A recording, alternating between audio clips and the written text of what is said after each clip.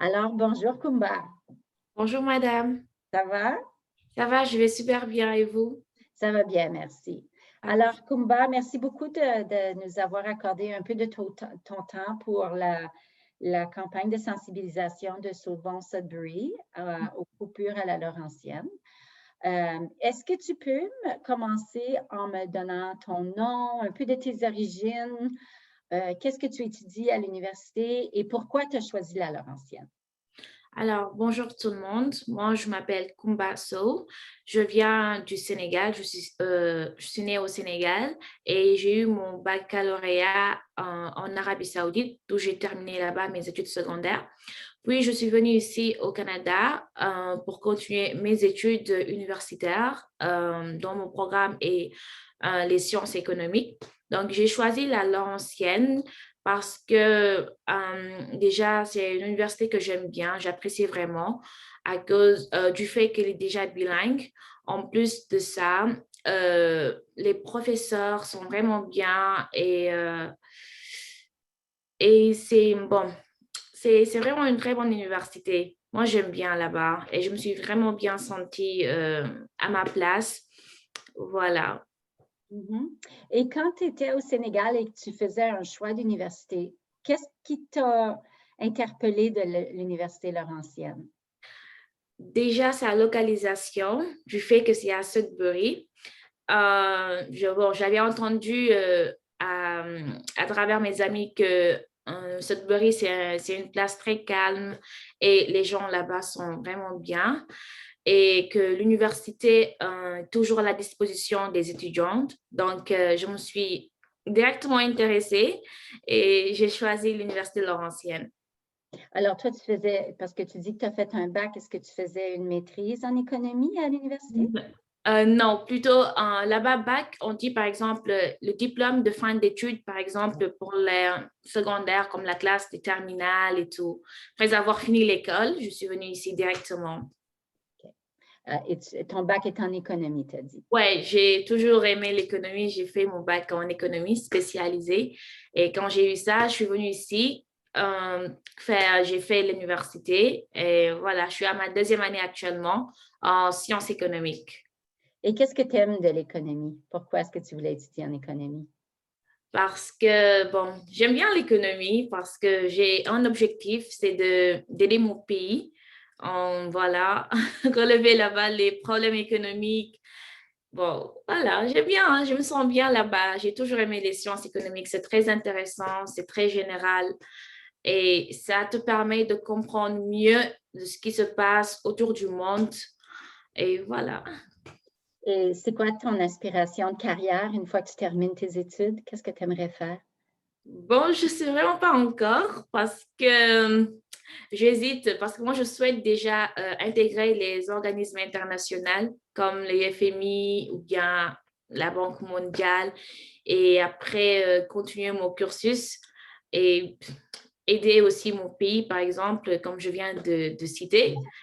Mais je ne sais pas actuellement ce que je veux faire spécifiquement parce que je voulais, après avoir obtenu mon bac en sciences économiques, pour aller faire mon master, je voulais faire, par exemple, les finances et pour devenir aussi analyste financière. OK, OK. Et Kumba, est-ce que tu peux me parler un peu de comment les coupures à la Laurentienne sont en train de t'impacter, toi, ton programme d'études, ton avenir? Peux-tu nous parler un peu de ça? Bon, ce qui se passe actuellement à la Laurentienne, c'est vraiment triste parce que c'est la première fois que j'entends une université qui fait faillite, surtout dans ces moments. Et que déjà avec les moments avec la période de la pandémie, ce n'est pas du tout facile. Non seulement on est limité, on ne peut pas voyager et avec les cours en Zoom, c'est déjà pas facile. Et on nous dit par exemple que l'université a fait faillite, que votre programme a été suspendu. C'est une chose très, très difficile et très catastrophique. Pour mon cas, bon, je peux dire que ça ne m'a pas trop affecté parce que avant les événements, j'ai fait une demande d'admission à l'Université d'Ottawa. et ils m'ont accepté. Mais par exemple, pour mes amis qui sont en programme de sciences économiques, ils ont vraiment du mal à trouver actuellement des universités parce que l'admission des dates limites, c'est déjà passé. Donc, vraiment, je ne sais pas genre, s'il y aura des solutions à l'avenir pour essayer de maintenir les programmes qui ont été suspendus, pour donner, par exemple, ces étudiants qui sont, par exemple, à la troisième année ou bien à la deuxième année, de finir leur programme. Après, on peut voir des solutions. Oui, parce qu'effectivement, le programme de sciences économiques n'existe plus. N'existe plus. Et vraiment, c'est très important le programme de sciences économiques. Et en plus, il y a plus d'étudiants, même francophones, en sciences économiques que dans la partie anglophone. Vraiment. Ouais, il y a eu beaucoup d'étudiants, surtout les étudiants étrangers, internationaux. Et comme on le sait tous, on paye plus, même cher que les étudiants canadiens. Donc, ceci est vraiment catastrophique. Absolument, parce que vous payez parfois 3 fois plus que les étudiants nationaux. Effectivement, effectivement. C'est Alors, de vraiment, faire un tel investissement dans son éducation pour se faire dire 2 ans plus tard, à mi-chemin dans son Mhm. programme, que le programme n'existe plus, Oui, c'est c'est quand même la vraiment, catastrophe là, pour ouais, des c'est étudiants. vraiment la catastrophe. C'est vraiment la catastrophe. Il faut que soit l'État intervienne ou bien essayer de trouver des solutions pour essayer de maintenir ces programmes parce que ça a beaucoup affecté les étudiants internationaux surtout. Oui. Comment est-ce qu'ils vont tes compagnons de classe, tes amis de classe qui sont des étudiants internationaux? Comment est-ce que ça vous impacte, tous ces changements, toute cette incertitude? L'impact est plutôt négatif envers eux, mais moi aussi je m'inquiète pour eux parce que par exemple, il y a une copine, elle était en sa troisième année en sciences économiques et ça lui restait juste quelques cours à prendre pour qu'elle termine, pour qu'elle gradue et tout. Et en plus de ça, lorsqu'elle a entendu que l'université a fermé son programme, elle m'a contactée pour me demander, par exemple, si elle pourrait, les demandes d'admission dans certaines universités. Et quand on a regardé, les dates limites ont été déjà passées. Et là, actuellement, elle ne sait vraiment pas quoi faire. Déjà, elle est étudiante internationale. Elle est très loin de sa famille. Elle vit seule ici. C'est vraiment pas facile du tout.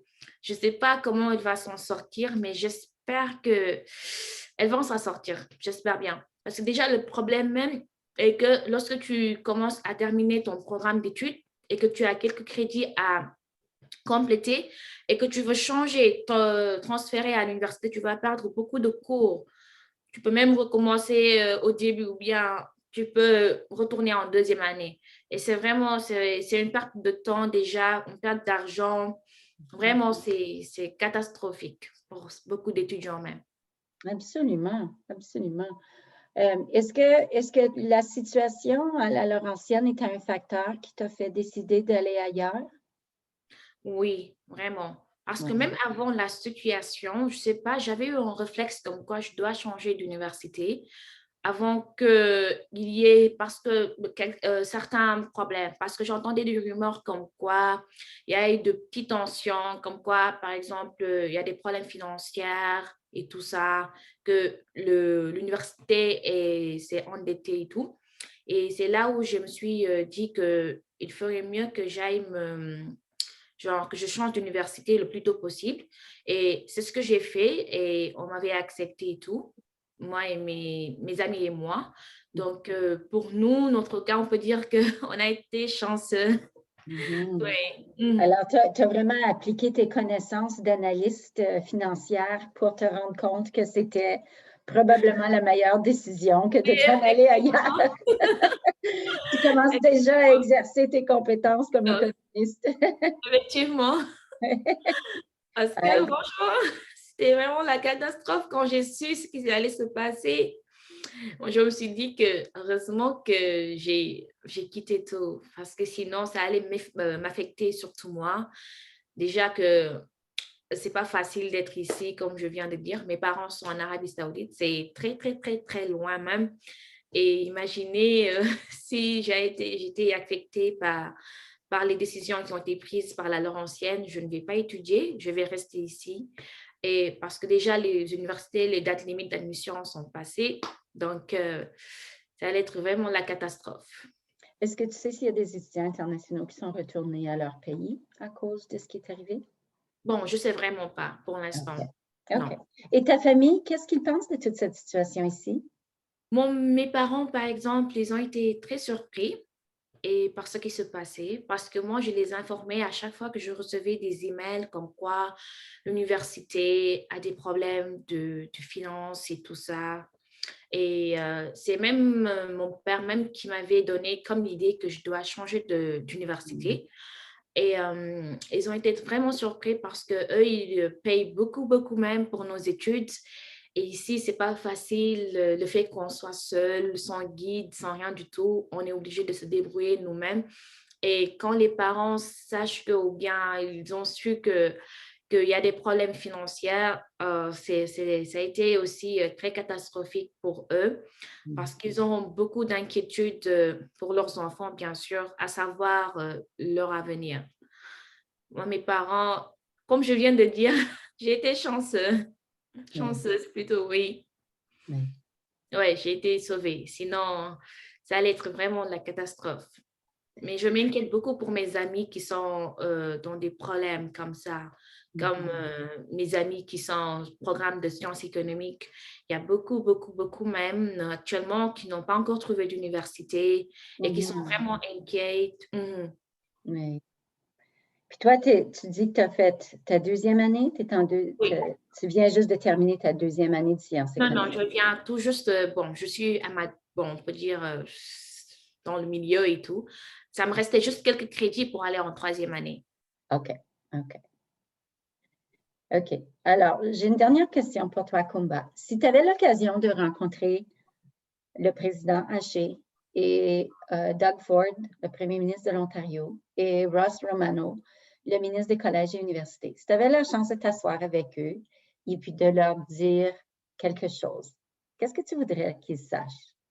Bon, je voudrais qu'ils sachent qu'actuellement, la francophonie est en danger, spécifiquement aussi les étudiants internationaux, qu'on doit nous protéger pour ce qui se passe actuellement dans les universités, à savoir le coût des universités déjà, ça doit être vraiment être faible. Ils doivent diminuer ça pour les étudiants. Et ensuite, essayer de d'assurer pour nous, les étudiants internationaux, un bon climat, c'est-à-dire, par exemple, pour qu'on ne soit pas affecté par certaines décisions qui sont prises, par exemple, comme ce qui se passe actuellement à l'Université de Laurentienne, pour qu'ils essaient de nous protéger en grosso modo. Oui. Bien, Kumba, je te remercie beaucoup de nous avoir accordé ce temps ici. Est-ce qu'il y avait autre chose que tu voulais dire avant de terminer? Non, je pense que tout a été dit. OK. Ben, Merci beaucoup à vous de même aussi, madame. Ce fut un plaisir de m'avoir invitée. Ben, c'était un plaisir. Alors, bonne fin de journée.